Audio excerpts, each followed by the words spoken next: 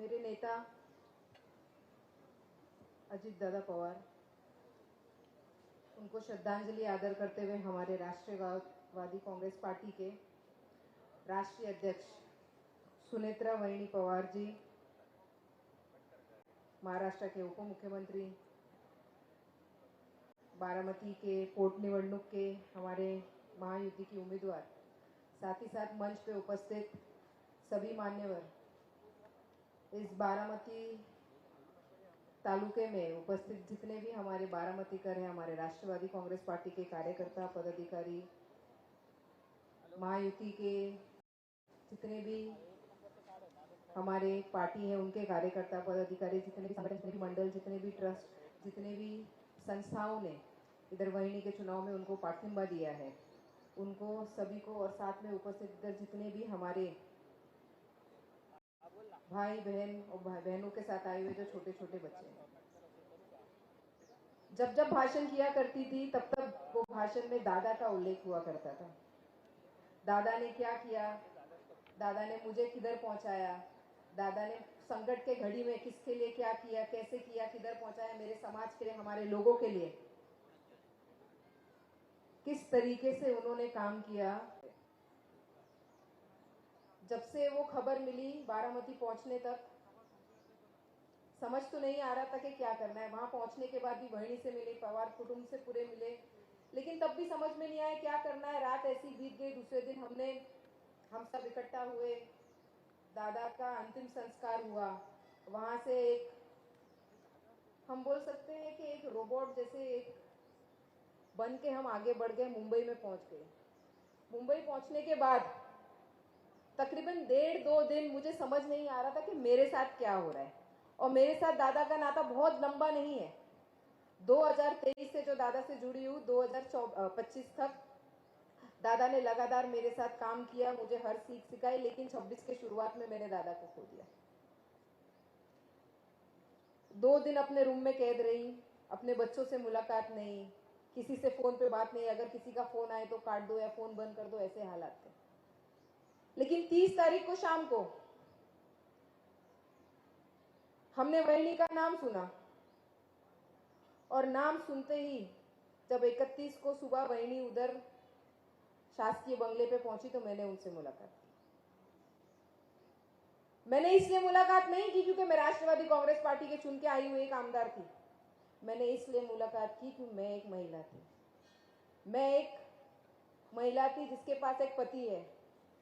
इधर मेरी बहनें बैठी हैं, जानती है एक पति का क्या रुतबा होता है, एक पति का क्या इंपॉर्टेंस होता है। हमने तो उप मुख्यमंत्री खोया, हमने तो हमारे राष्ट्रवादी कांग्रेस पार्टी के अध्यक्ष को खोया, हमने खोया तो बारामती में अपने आमदार को खोया, महाराष्ट्र ने उप मुख्यमंत्री को खोया। लेकिन अगर किसी ने सबसे ज्यादा खोया है तो वो हमारे सुनेत्रा वहिनी अपने अर्धांगिनी को बोलते, जिसको बोला जाता है ना कि उन्होंने अपने पतिदेव को खोया है।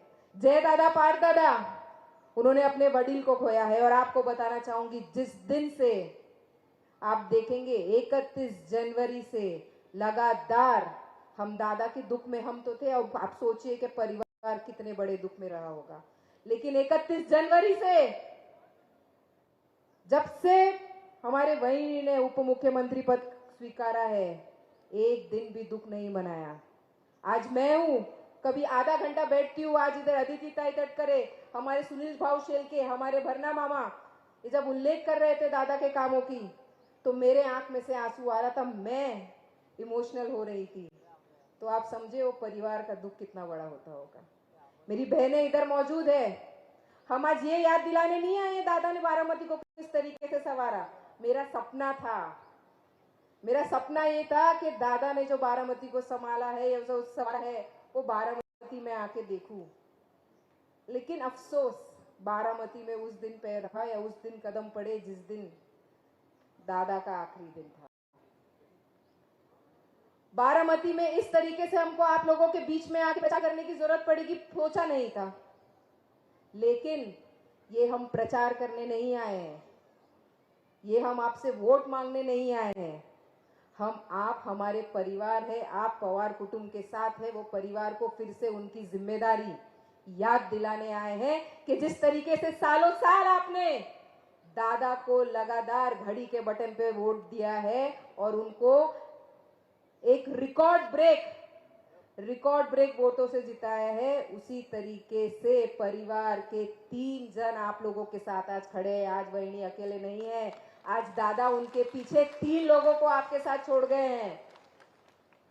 है तो पूरा राष्ट्रवादी कांग्रेस पार्टी आपके साथ है, तो पूरी महायुति की सरकार आपके साथ, लेकिन जय दादा, पार दादा और वहिनी जो आप लोगों के साथ खंबीरपणे खड़ी है, वो आप लोगों को आज दिखाई दे रहा है।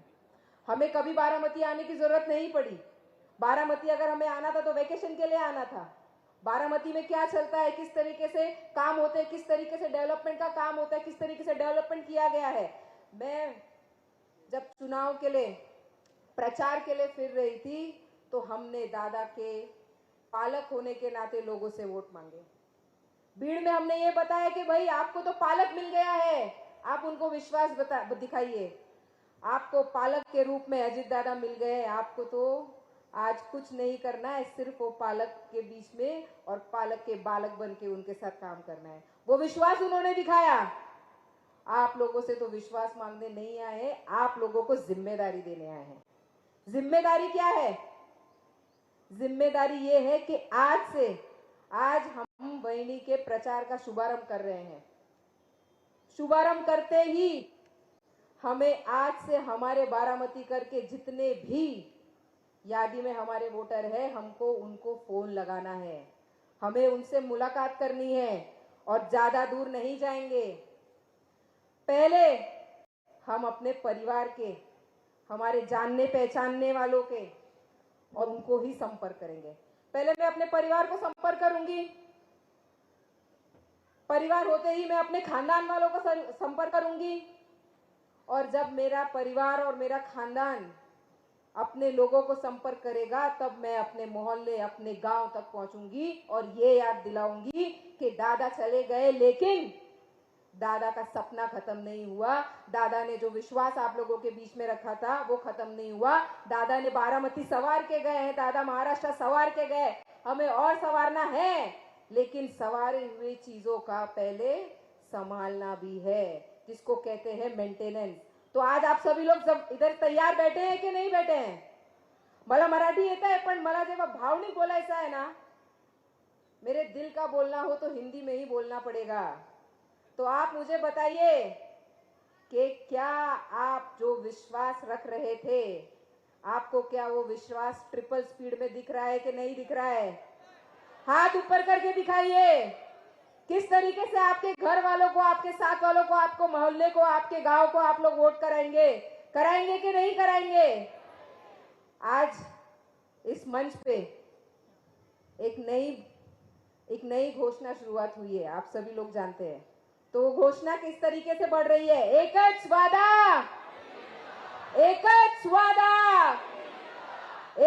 वादा वहिनी दादा। इच्छा यही रखती हूँ कि आने वाले 23 तारीख को आप सभी लोग घड़ी का बटन दबा के वहिनी को रिकॉर्ड ब्रेक वोटों से जिता के लाएंगे। जय हिंद, जय महाराष्ट्र, जय राष्ट्रवादी, जय महायुति। धन्यवाद सना जी।